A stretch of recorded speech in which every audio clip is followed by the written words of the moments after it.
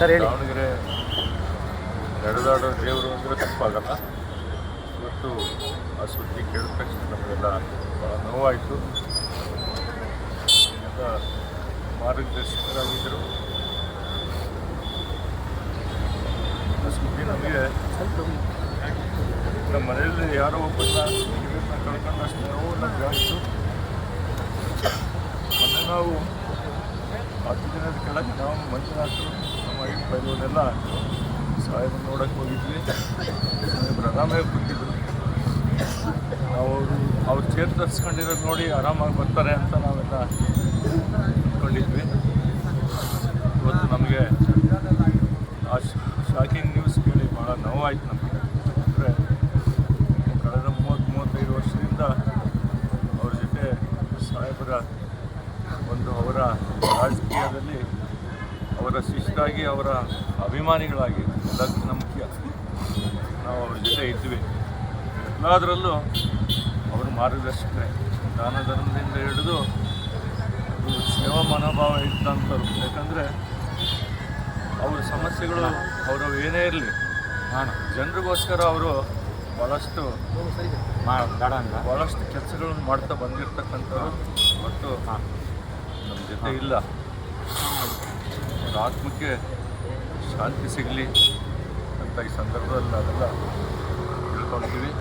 Sir, ನಿಮಗೆ ಎಷ್ಟು ಗಂಟೆಗೆ ಮಾಹಿತಿ ಬಂತು? ನಿಮಗೆ ಅಲ್ಲಿ ತಿರುಪತಿಯಲ್ಲಿ ಮಾನ್ಯ ಸಚಿವರು ಎಲ್ಲ ಲೀಡರ್ ಬರ್ತಾ ಇದ್ದಾರೆ. ನಮಗೆ 6:55 ಹಂಗೆ ವಿಷಯ ಗೊತ್ತಾಯಿತು.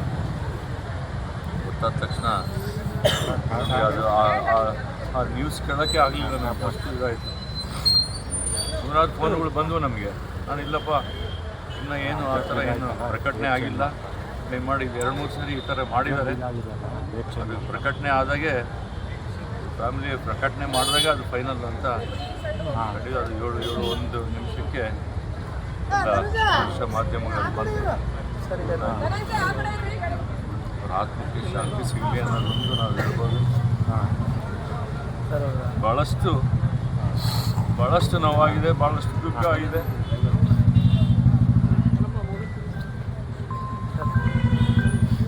ಹೇಳಿ ಸರ್, ನೀವೇನು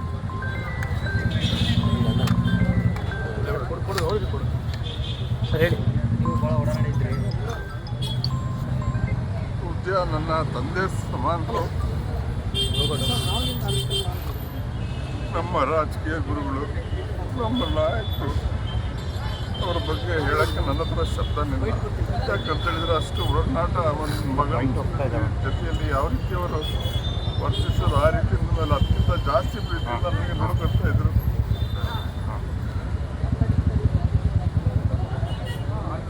ಅವ್ರ ಬಗ್ಗೆ ಏನು ಹೇಳಿದ್ರು ನಾವು ಕಡಿಮೆ ಇದೆ. ನಮಗಂತೂ ಈ ಸುದ್ದಿ ಕೇಳಿ ನಂಬಕ್ಕೆ ಆಗಲಿಲ್ಲ. ಯಾಕಂತ ಹೇಳಿದ್ರೆ ಸುಮಾರು ಸತಿ ಈ ರೀತಿ ಹಬ್ಬಿಸಿ ನಾವೆಲ್ಲ ಅಭಿಮಾನಿಗಳು ಅವ್ರ ಹಿತೈಷಿಗಳು ಬೆಂಗಳೂರಿಗೆ ಹೋಗಿ ಮಾತಾಡಿಸಿ ಒಳಗೆ ಕುಂದಿರ್ಸ್ಕೊಂಡು ಜೊತೆಗೆ ಟೀ ಕುಡಿಸಿ ಬಿಡಲೇ ಏನಾಗಲ್ಲ, ಯಾಕೆ ಯೋಚನೆ ಮಾಡ್ತೀಯ, ಧೈರ್ಯ ಆಗಿರಲಿಲ್ಲ ಅಂತ ಉಲ್ಟಾ ನಮಗೆ ಧೈರ್ಯ ಕೊಡೋರು. ಏನೇ ಒಂದು ಕಷ್ಟ ಕಾಲದಾಗೆ ಏನಾರ ಒಂದು ಸಮಸ್ಯೆ ಆದರೆ ನಾವು ಅವ್ರಿಗೆ ಧೈರ್ಯ ಹೇಳೋಕ್ಕೆ ಹೋದರೆ ಪುನಃ ಅವರೇ ನಮಗೆ ಧೈರ್ಯ ಕೊಟ್ಟು ಹೇಳ್ತಾಯಿದ್ರು.